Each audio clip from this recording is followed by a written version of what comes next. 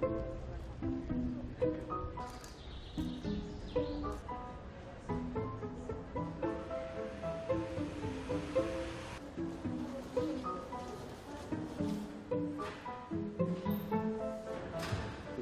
sommes ici dans le musée de matière médicale, maintenant musée François Tilquin.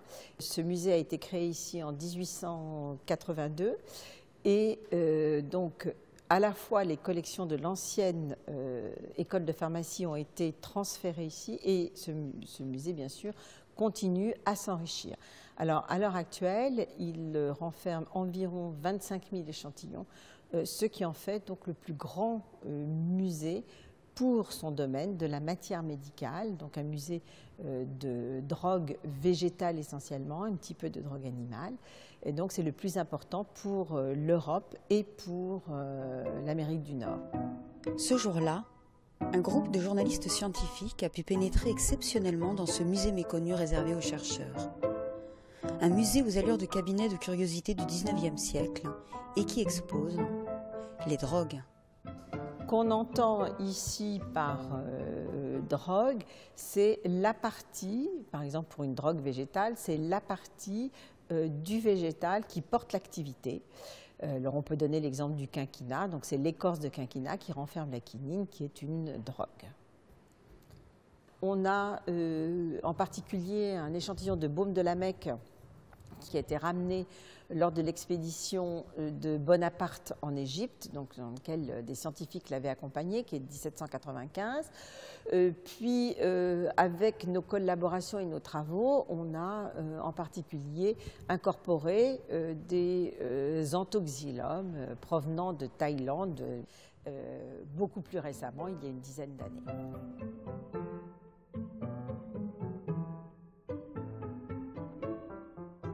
Beaucoup de substances naturelles, qui sont des substances extrêmement actives, sont aussi des substances toxiques, donc des poisons potentiels.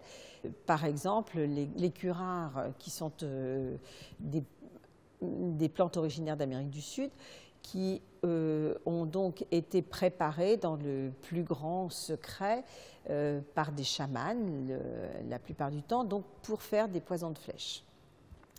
Les plantes qui ont été utilisées sont restées secrètes pendant bien longtemps et on ne parlait des différents types de curares que par le contenant, les curares en tube, les curares en pot, les curares en calebasse.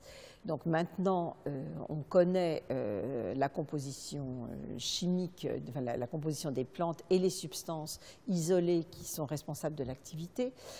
Et à partir de ces curares, on a isolé une molécule naturelle qui a été l'ancêtre de tous les composés qui sont utilisés maintenant en thérapeutique. Fruit de 130 années d'acquisition, la collection est fabuleuse avec ses fléchettes empoisonnées, ses plantes médicinales, ses objets de guérison et autres onguents venus du monde entier. L'acquisition s'est faite par les échanges des responsables de la chaire à l'époque de matière médicale avec leurs collaborateurs étrangers, de dons qui sont venus à la suite des expositions universelles, des expositions coloniales, ce qui fait qu'on a rassemblé ici des échantillons finalement de régions extrêmement diverses du monde. L'intérêt est à la fois donc de montrer cette richesse et cette diversité et également de permettre à des chercheurs de travailler sur ces collections, d'avoir donc à portée de main des échantillons qui sinon seraient donc répartis dans des endroits géographiques très différents.